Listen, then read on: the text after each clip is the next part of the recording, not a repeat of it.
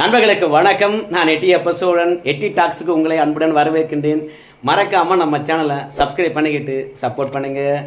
சர்வதேச செய்திகள் நிறைய இருக்குது. அதில் சில முக்கியமான செய்திகளை மட்டும்தான் நம்ம பார்க்க போகிறோம். முதல் செய்தியாக அமெரிக்க செய்தியை பார்க்கலான்னு நம்ம நினைக்கிறோம். ஏன்னா அமெரிக்க அதிபர் டொனால்டு ட்ரம்ப் அவர்கள் இது அப்பட்டமான தாக்குதல் என்று சொல்லிட்டு கதறி இருக்கின்றார். உலகத்தையே கதற விடுறவன் அமெரிக்காக்காரன், அவனையே ஒருத்தன் கதற விட்டுருக்கான்னா அது மிக முக்கியமான செய்தியாக தான் இருக்கும். என்ன அப்பட்டமான தாக்குதல் அமெரிக்கா மீது பார்த்துலாமா? ரெண்டாவது, வங்கதேசத்தை ஒரு கை பார்க்காமல் விடமாட்டோம், அதிரடியாக களமிறங்கும் இந்தியா. ஷேக் ஹசீனா அவர்கள் வங்கதேசத்தினுடைய பிரைம் மினிஸ்டராக இருக்கிற வரைக்கும் நமக்கு பிரச்சனை இல்லை. ஷேக் ஹசீனா அவர்களை நாடு கடத்திவிட்ட பிறகு புதிய ஆட்சியாளராக முகமது யூனிஸ் அவர்கள் வந்தார். வந்ததிலிருந்து இந்தியாவுக்கு எதிராக தான் செயல்பட்டு இருக்காரு. இந்தியாவும் பொறுத்து பார்த்து வங்கதேசமானது திருந்துற மாதிரி தெரியல. அதனால் உங்களுடைய வர்த்தகம் என்பது எங்கள் நாட்டு வழியாக இருக்க வேணாப்பா, நீங்கள் மாற்று வழியில் பார்த்துக்குங்க, உலக நாடுகளுக்கு ஏற்றுமதி பண்ணுங்க, எங்கள் நாட்டுக்கும் உங்களுடைய பொருட்கள் வேணாம் அப்படின்னு அதிரடியாக தடை விதித்தார்கள். இருந்தாலும் இந்தியாவை பகைத்து கொள்ளும் விதமாக ஷாங்காய் ஒத்துழைப்பு மாநாட்டில் சீனா, பாகிஸ்தான், வங்கதேசம் இவங்க 3 பேரும் தனியாக சந்தித்து ஆலோசனை செய்திருக்கின்றார்கள். என்ன ஆலோசனை அப்படின்றது நான் சொல்கிறேன். இதை பார்த்த இந்தியா கடுப்பேறி போச்சு. பக்கத்தில் இருக்கிறானே பாவம் என்று பார்த்தா இவனை ஒரு கை பார்க்காத முன்னாடி இவன் திருந்த மாட்டான் என்று சொல்லிட்டு வங்கதேசத்தினுடைய அடிமடியிலே இந்தியா கை வைத்திருக்கிறது. கண்டிப்பாக வங்கதேசம் இனி அழிவை நோக்கி போகும். அது என்னன்றதை நான் உங்களுக்கு பின்னாடி சொல்கிறேன். முதல்ல இது அப்பட்டமான தாக்குதல். அமெரிக்காவுக்கு எதிராக களமிறங்கின கனடாவை பற்றித்தான் அமெரிக்க அதிபர் டொனால்டு ட்ரம்ப் அவர்கள் கதறி இருக்கிறாரு. ட்ரம்ப்பை பொறுத்த வரைக்கும் சீனா இடத்துல ஒரு வர்த்தக ஒப்பந்தத்தை போட்டுட்டாருன்னு உங்க எல்லாருக்குமே தெரியும். இந்தியா இடத்திலும் ஒரு வர்த்தக ஒப்பந்தம் போட போறாரு. அதே மாதிரி தான் கனடா இடத்திலும் அமெரிக்கா ஒரு வர்த்தக ஒப்பந்தம் போடுவது தொடர்பாக பேச்சுவார்த்தை நடத்திக்கிட்டு இருந்தாங்க. திடீர்னு கனடா அரசாங்கமானது அமெரிக்காவுடைய தொழில்நுட்ப நிறுவனங்களாக என்று கருதப்படுகின்ற Meta, Uber, Google, Amazon, Airbnb இந்த நிறுவனங்கள் மீது திடீரென 3% வரியை கனடா விதித்து விட்டது. இது அமெரிக்காவுக்கு கௌரவ குறைச்சல் மாதிரி போயிடுச்சு. கனடாவும் அமெரிக்காவும் எந்தெந்த பொருட்களுக்கு எவ்வளவு வரி, ஏற்றுமதி பண்ணா எவ்வளவு வரி, இறக்குமதி பண்ணா எவ்வளவு வரி, பரஸ்பரம் 2 பேரும் பேச்சுவார்த்தை நடத்தி அதற்கு பிறகு வரியை இறுதி செய்வோம் என்று வர்த்தக ஒப்பந்தத்தை இறுதி செய்யும் விதமாக பேச்சுவார்த்தை நடத்தி கொண்டிருக்கின்ற போது திடீரென கனடா பார்த்தீங்கன்னா வரியை போட்டால் 3%, அதுவும் தொழில்நுட்ப நிறுவனங்கள் மீது. ட்ரம்ப் காண்டாயிட்டாரு. ஐரோப்பிய ஒன்றியத்தை அப்படியே கனடா காப்பி அடிக்கிறது. ஐரோப்பிய ஒன்றியம் பணக்கார நாடுகளுடைய கூட்டமைப்பு. ஆனால் கனடா பனி படர்ந்த ஒரு பிச்சைக்கார நாடு. அமெரிக்காவுடைய தயவு இல்லை என்றால் கனடா என்னடா பண்ண முடியும்? வர்த்தக ஒப்பந்தம் தொடர்பாக 2 பேரும் பேச்சுவார்த்தை நடத்தி கொண்டிருக்கின்ற இந்த தருணத்தில் எந்த விதமான முன் அறிவிப்பும் இன்றி எங்களுடைய தொழில்நுட்ப நிறுவனங்கள் மீது 3% வரியா? இது அப்பட்டமான தாக்குதல்.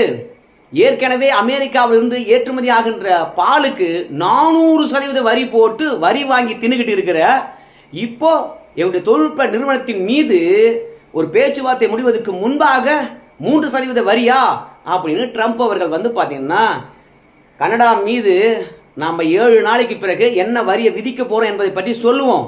இப்போதைக்கு கனடாவுடன் நம்ம பேச்சுவார்த்தை நடத்திட்டு இருக்கோம் இல்லையா, வர்த்தக ஒப்பந்தம் தொடர்பாக, அந்த பேச்சுவார்த்தை அப்படியே மொத்தமாக கைவிடுங்க அப்படின்னு அதிரடியாக அறிவித்திருக்கின்றார்.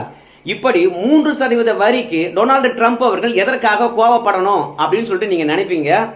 பார்க்கறதுக்கு 3% வரி மேல் தான் தெரியும். ஏன்னா இந்தியா மீது அமெரிக்கா 26% வரியை விதித்திருக்கிறது டொனால்டு ட்ரம்ப் அவர்கள் அந்த நாட்டு அதிபராக மாறின பிறகு.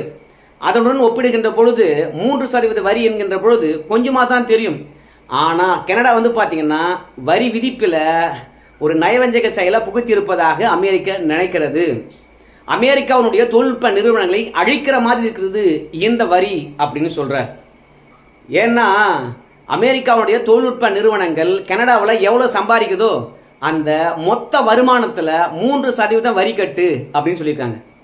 வருகின்ற லாபத்தில் 3% வரி கட்டிட்டு போ அப்படின்னு சொன்னா கூட 97% லாபம் இருக்கிறது. முதலீடு பார்த்தீங்கன்னா எக்கச்சக்கமாக இருக்கும். அதனால வருமானம் என்பது கோடிக்கணக்கான ரூபாய் இருக்கும். ஆனால் லாபம் என்பது கொஞ்சமாக தான் இருக்கும். அந்த லாபத்தில் 3% கட்டுங்க அப்படின்னு சொன்னா கூட இந்த தொழில்நுட்ப நிறுவனங்கள் வரியை கட்டிட்டு வந்துடும். ஆனா வருகின்ற மொத்த வருவாயில 3% என்கின்ற போது லாபமே 3% தான் இருக்கும். அதை கனடா அரசாங்கத்துக்கு இந்த நிறுவனங்களை கட்டிட்டா அந்த நிறுவனங்களை பொறுத்த வரைக்கும் கனடாவில் சேவை வழங்குகின்ற போது லாபம் வரணுமே. அப்போ சேவை வழங்குகின்ற போது நஷ்டம் வந்தா அந்த நிறுவனங்கள் எப்படி செயல்படும்?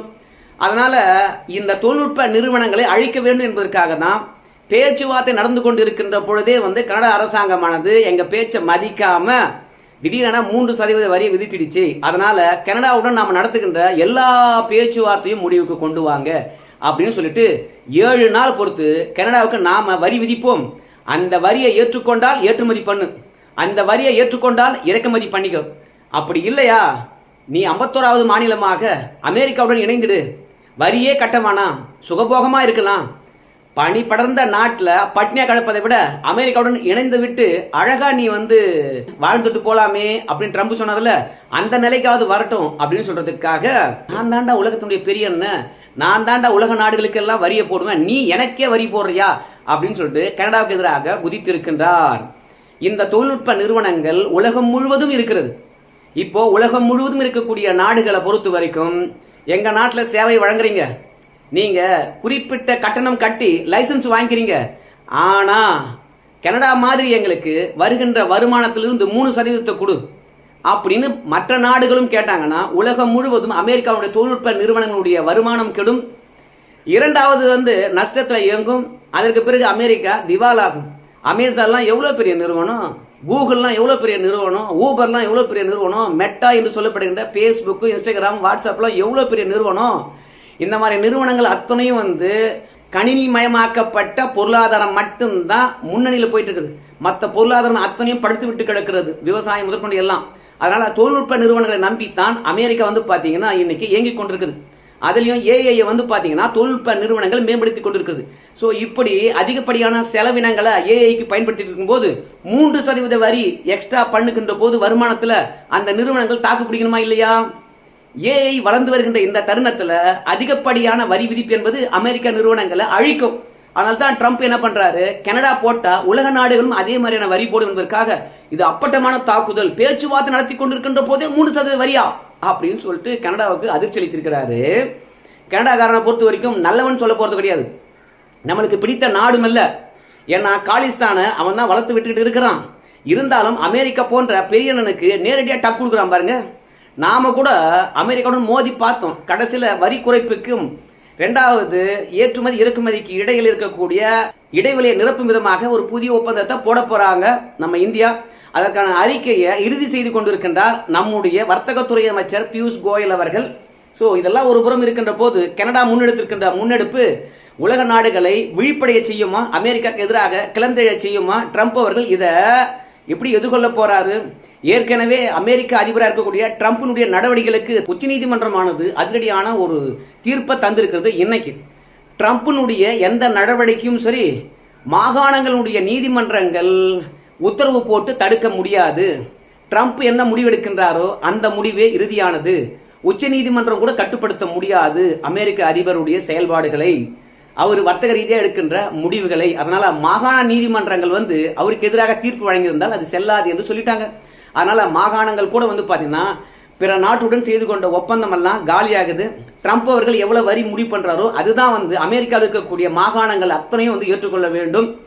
இந்தியா போன்ற ஒரே நாடு அல்ல அமெரிக்கா, பல மாகாணங்கள் சேர்ந்தது, அதாவது பல நாடுகள் சேர்ந்தது அமெரிக்கா. ஆனா இருந்தாலும் அமெரிக்காவுடைய அரசமைப்பு சட்டப்படி அதிபருக்குத்தான் எல்லா விதமான அதிகாரங்களும். அதனால தான் வரி விதிப்பு கூட லோக்கல் நீதிமன்றங்கள் போட்ட தடையெல்லாம் தூள் தூள் ஆக்கியிருக்குது அமெரிக்காவுடைய உச்ச நீதிமன்றம். அதனால ட்ரம்புக்கு முழு அதிகாரம் கிடைச்சிடுச்சு. அதனால தான் கனடாவுக்கு எதிராக கதறி இருக்கின்றார். இது அப்பட்டமான தாக்குதல் என்று சொல்லியிருக்கிறாரு.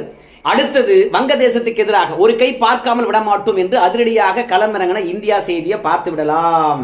பாகிஸ்தானுக்கு எதிராக எப்படி சிந்து நதி நீர் ஒப்பந்தத்தை கேன்சல் பண்ணமோ அதே மாதிரி இப்போ வங்கதேசத்துக்கு எதிராக கங்கை நதி நீர் ஒப்பந்தத்தை இந்தியா கையில் எடுத்திருக்கிறது. அது என்னன்னு பார்க்கலாம். கங்கை நதி நீரானது ஆண்டுதோறும் வீணாகி கடல்ல கலந்துகிட்டே இருந்தது. 1975ஆம் ஆண்டு இந்த கங்கை நீரை மீண்டும் பாசனத்துக்கு பயன்படுத்தணும் அப்படின்னு சொல்லிவிட்டு கங்கை நதியினுடைய இன்னொரு துணை நதியா இருக்கக்கூடிய ஹூக்ளி நதியில அணை கட்டி திருப்பி பாசனத்துக்கு பயன்படுத்தி கொண்டிருந்தது இந்தியா. திடீரென பார்க்கின்ற போது வங்கதேசம் அப்படியே தண்ணீர் பற்றாக்குறையால பாலைவனமாக மாறியது. உடனடியாக ஷேக் ஹசீனா அவர்கள் பாத்தீங்கன்னா இந்தியாவுடன் பேச்சுவார்த்தை நடத்தி, நீங்க கங்கை நதி நீர்ல இருந்து எங்களுக்கு கொஞ்சம் தண்ணி கொடுக்கணும் அப்படின்னு சொல்லிட்டு 1996ஆம் ஆண்டு பாத்தீங்கன்னா வங்கதேசத்துல இருந்து 10 கிலோமீட்டர் தொலைவில் இருக்கக்கூடிய பிரகதி என்ற ஒரு நதியில ஒரு அணையை கட்டி வங்கதேசத்துக்கு நாம கங்கை நதி நீரை கொடுத்துக்கிட்டு இருந்தோம். அதன் மூலமாக விவசாயமும் செழித்தது. மொத்தம் கடல் நீரால் நிரம்பி இருக்கக்கூடிய வங்கதேசத்துக்கு குடிநீராகவும் பயன்பட்டு கொண்டிருந்தது. ஆனா இப்போ இந்தியாவை பொறுத்த வரைக்கும் கங்கை நீர் எங்களுக்கே பத்தல. அதனால நாங்க மீண்டும் ஒரு 35,000 கன அடி நீரை எங்க நாட்டுக்கு திருப்பிக்க போறோம் அப்படின்னு கங்கை நதி நீர் ஒப்பந்தத்தை புதுப்பிக்காம நாமளே வச்சுக்கலாம் அப்படின்னு சொல்லிட்டு வங்கதேச இடத்துல பேச்சுவார்த்தை தொடங்கி இருக்கிறாங்க. அதாவது பிரகதி என்ற ஆற்றின் குறுக்கு அணையை கட்டி ஒவ்வொரு ஆண்டும் மார்ச் 11 மே 11 வரைக்கும் 10 நாள் இடைவெளி விட்டு ஒவ்வொரு நாடும் 30 35,000 கன அடி நீரை பகிர்ந்து கொண்டு இருந்தார்கள். அதனால பிரச்சனை இல்லாம இருந்தது. ஆனா இப்ப இந்தியாவுக்கு கங்கை நதி நீர் அதிகமாக தேவைப்படுகின்ற காரணத்தினால நாங்க கங்கை நதி நீரை கூடுதலாக எடுத்துக்கொள்ள போறோம் அப்படின்னு சொல்லிட்டு ஏற்கனவே 1996 ஒப்பந்தம் 30 ஆண்டு காலம் நிலுவையில் இருந்து இப்ப முடிவடைய போகுது. அதனால மீண்டும் அந்த ஒப்பந்தத்தை நாங்க புதுப்பிக்க மாட்டோம். அதனால நாங்க வங்கதேசத்துக்கு கங்கை நீரை தரமாட்டோம். மீண்டும் ஊக்ளி நதி வழியாக போய் எங்க அணைக்கட்டுல தேக்கி நாங்க குடிநீருக்கும் விவசாயத்துக்கும் பயன்படுத்த போறோம்.